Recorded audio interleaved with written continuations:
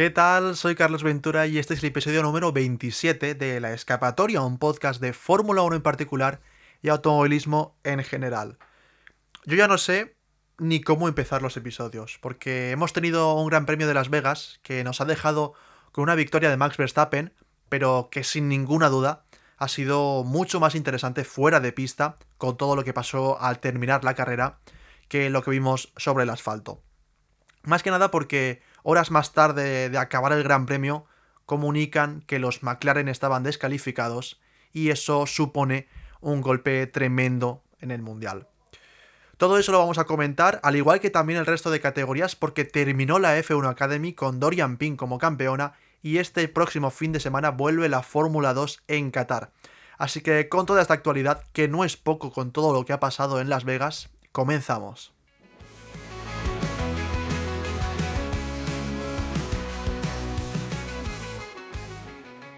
El Gran Premio de Las Vegas ha sido impresionante, pero no precisamente por lo que vimos en pista, porque la carrera tras la primera curva fue una procesión soporífera.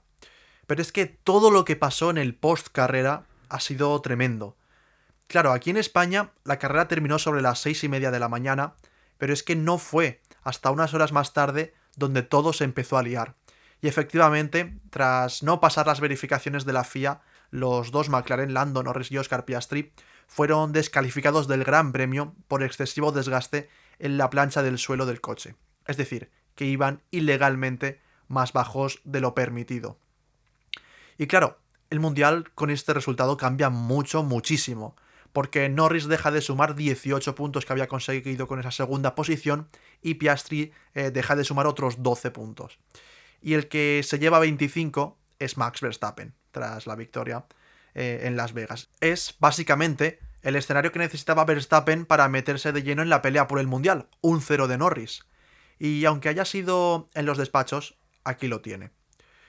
El campeonato se queda muy apretado. Norris sigue como líder, pero es que Verstappen y Piastri están empatados 24 puntos de distancia del británico. Y sí, el claro favorito sigue siendo Lando, eso por supuesto, porque solo quedan 2 carreras y aún tiene ese colchón de puntos. Pero es que ahora Norris no se puede permitir ningún error.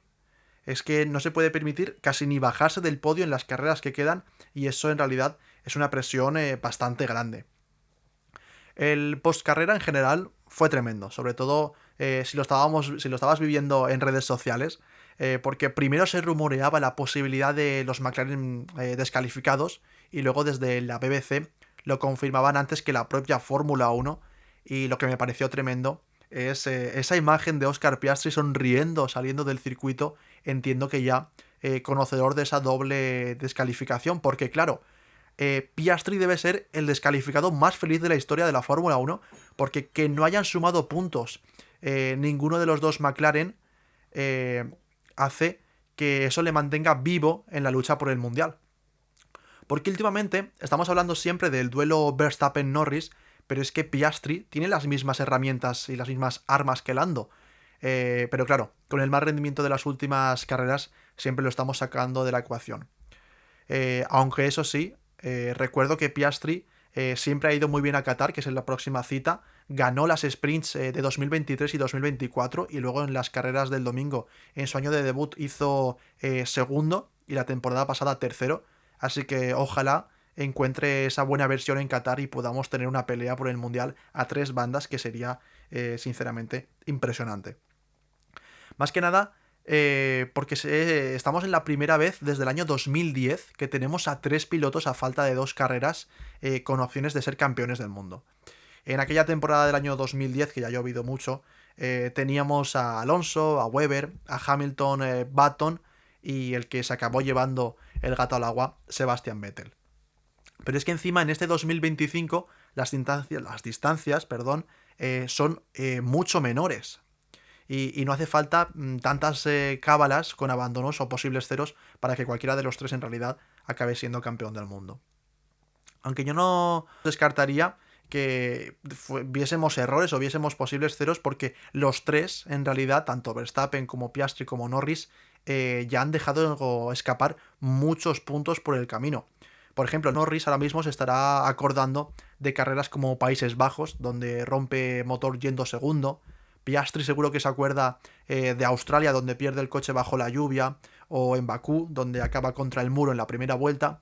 Y Verstappen seguramente ahora se parará a mirar hacia atrás y verá carreras como Austria, donde Antonelli se lo lleva puesto en la primera vuelta, o el Gran Premio de España, donde pierde los papeles con Russell y acaba siendo sancionado. Así que sí, en definitiva, este mundial en realidad se va a decidir por pequeñísimos detalles, tan pequeños como el grosor de un folio, que es por lo que en realidad descalificaron a los McLaren en el Gran Premio de Las Vegas. Y continuando un poco con la carrera de este fin de semana, el show de Las Vegas, como digo, estuvo fuera de pista porque la carrera fue bastante mala. Primero porque los neumáticos Pirelli son unas piedras, fue una carrera a una única parada, sin sorpresas para la estrategia. Después fue la carrera mala porque estos coches no se adelantan ni con rebufo ni con DRS, y es que el rebufo en este punto del reglamento ha dejado de existir. No se pasan ni con casi rectas de 2 kilómetros. Y encima tenemos coches tan largos y tan anchos y torpes en curva que, que no se pueden ni pelear, en realidad. Y claro, el resultado es una carrera totalmente predecible desde la curva 1. Sinceramente, cada día es más duro seguir viendo este reglamento. Menos mal que nos quedan solo 2 carreras. Yo solo espero que el reglamento de 2026 y de los próximos años, por mucho que técnicamente nos chirríe y no nos gusten muchas cosas, ojalá que por lo menos nos pueda dar un buen espectáculo y un buen show en pista.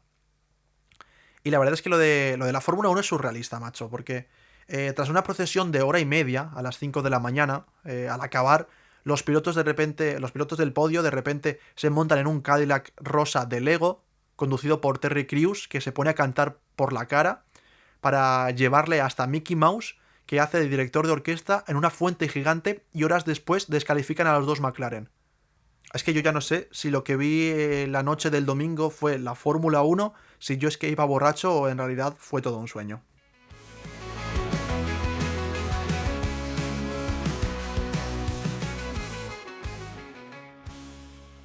Y aparte de Verstappen, los que más se vieron beneficiados con esta doble descalificación de los McLaren fueron los Mercedes, porque Russell subió del tercer al segundo puesto y Antonelli del cuarto al tercero. Es decir, que se llevan un doble podio muy valioso para la lucha por el subcampeonato en el Mundial de Constructores, porque sumaron 33 puntazos entre sus 2 pilotos. Y Russell estuvo muy bien durante todo el fin de semana, siempre ha ido bien aquí en Las Vegas. Aprovechó el error de Norris en la salida y le pegó un pedazo de exterior por fuera en la curva 2, pero me tengo que quedar también con el carrerón de Antonelli. Porque pese a la sanción de 5 segundos que le cae por una salida que supuestamente se salta, aunque yo he visto 5 o 6 veces la repetición y no lo veo por ninguna parte, pero bueno, imagino que el sensor al saltar ya es prueba suficiente como para sancionar. Y aun con ello, remonta del 17º al cuarto, que luego se convierte en un podio. Así que en realidad está siendo tremendo el final de temporada de Antonelli, que le cayeron muchos palos a principio de año, pero que ha ido callando toda esa gente y el balance de temporada para ser un rookie y estar debutando en Mercedes al lado de alguien como es Russell, yo creo que está siendo muy pero que muy positivo. Y una de las tramas secundarias más interesantes de la que nos quedaba esa temporada era, como decía, pues la lucha por el subcampeonato de equipos, ¿no? Pero entre que Verstappen está solo en Red Bull y Ferrari es tan irregular, pues tiene toda la pinta de que Mercedes se lo va a llevar de calle. En esa segunda posición, la ventaja que tienen es de 40 puntos sobre Red Bull y 53 sobre Ferrari, que se volvieron a quedar atrás en Las Vegas. Ferrari ahora mismo es cuarto en el Mundial, es decir, un fracaso para los de Maranello. Y no lo digo yo por darles un palo, es que lo dicen ellos. Solo les vale ganar, pero es que estamos más cerca de celebrar el 20 aniversario de su último título que verles vencer de nuevo. Y eso es tremendo. En Las Vegas no hay demasiado que destacar de Ferrari. Leclerc fue cuarto, bien, y estuvo a una décima de subirse al podio por la sanción de Antonelli, y después la descalificación de los McLaren, claro, pero no pudo ser. Y lo peor fue Hamilton, que fue último, 20º en la clasificación, dejando una actuación terrible el sábado bajo la lluvia, Y luego es verdad que pudo maquillar un poco el fin de semana con una buena remontada, pero tan solo pudo ser octavo. El que firmó un pedazo de fin de semana fue Carlos Sainz. En clasificación sobre mojado fue espectacular y coló al Williams en tercera posición. Y luego en carrera acabó séptimo, que claro, sin Norris y sin Piastri, acabó convirtiéndose en un quinto puesto muy pero que muy bueno. Y la verdad es que Sainz siempre hace buenos finales de temporada, siempre suele acabar fuerte el año y está siendo el claro ejemplo de que con Williams también está siendo así. Porque desde el podio en Bakú, después hizo podio en la sprint de Austin, ahora este quinto puesto con muy buenas clasificaciones, así que son muy buenas sensaciones y que yo creo que hablan muy bien de cómo se ha conseguido adaptar al equipo para acabar estando muy pero que muy cómodo. Y al final, en Las Vegas acabaron puntuando equipos que estaban muy necesitados, porque claro, sin los McLaren se aparecieron 2 plazas más para el resto de equipos y pilotos, ¿verdad? Hadjar, por ejemplo, le dio 8 puntos a RB con esa sexta posición. Hülkenberg sumó 6 puntos con Sauber. Y los dos Haas, tanto Con como Berman, fueron noveno y décimo, colándose en el top 10. Y con esos puntos de Haas, el equipo americano adelanta a Aston Martin en el Mundial de Constructores. Es decir, que Aston Martin caen al octavo puesto. Y ojo con Sauber porque está noveno a tan solo 4 puntos de Aston. Y la verdad es que la situación de Aston Martin, vayamos al circuito que vayamos, sigue siendo dramática. En quali Alonso metió el AMR25 en séptima posición, pero es que con ese coche no se puede ni pelear, ni siquiera aguantar ni defender la posición. Y ahora se supone que Qatar, por el tipo de circuito que es, Aston Martin debería ir mejor, pero es que con este equipo y con este coche ya sucede que no sabemos qué le va bien, no sabemos en qué circuito va a sufrir o va a sufrir menos. Y es que el Aston Martin de 2025, el dato es muy duro, pero ya entra en el top 4 peores coches que ha tenido Fernando Alonso en toda su carrera deportiva. Porque tras Las Vegas está Alonso 13º en el Mundial, a falta de 2 carreras, y esta situación es tan solo peor en los años con McLaren Honda 2015 y 2017, y por supuesto su debut con Minardi allá por 2001. Tela. Y casi que lo más destacado de Aston Martin fue también el postcarrera. Al principio salieron noticias de que Aston Martin había obligado a Andy Cowell a dimitir, pero finalmente el equipo confirmó que es una reestructuración, otra vez, otra reestructuración más dentro de Aston Martin, y Cowell pasa al departamento de la unidad de potencia, es decir, a motores con Honda. Y según los medios, esto ha sido decisión propia de Cowell, pero bueno, sabemos que esto muchas veces es para maquillar. Y todo esto viene junto a la bomba que soltó la BBC, y es que Christian Horner podría acabar en Aston Martin. Sinceramente, wow, esto sí que no lo vimos venir ninguno. Y esto sería un salto de seriedad al proyecto bastante grande. Y sobre todo significaría que la relación Horner-Newey está bien. Porque como todos sabemos, la cosa acabó bastante mal en Red Bull. Y claro, si Horner acaba en Aston Martin, más o menos sabríamos que Verstappen no iría a Aston. Básicamente porque no se pueden ni ver la familia Verstappen, el clan Verstappen con Christian Horner. Acabaron muy mal en Red Bull. Y ahora también en las últimas horas ha salido que otro posible sustituto, si no fuese Horner, otro posible sustituto de Cowell podría ser Andreas Seidel, que es un nombre que personalmente me gusta mucho. Y que en caso de ser así, la cosa con los pilotos para el futuro sí que podría cambiar.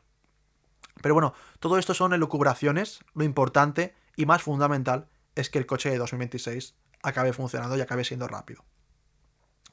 Y ya para cerrar en clave Fórmula 1, me sabe mal, porque en el último podcast también lo hicimos así, y es que vamos a tener que darle una colleja a Gabriel Bortoleto, porque lo del Gran Premio de Las Vegas no es para menos.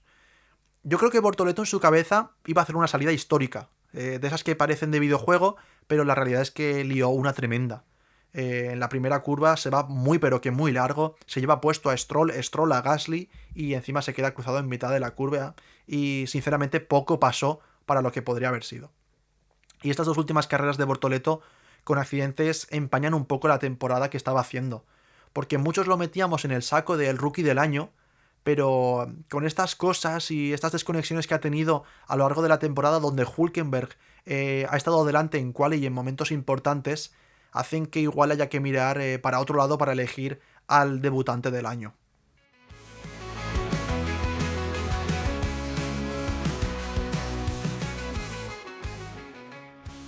Y vamos con el resto de categorías porque en Las Vegas tuvimos la última ronda de la F1 Academy.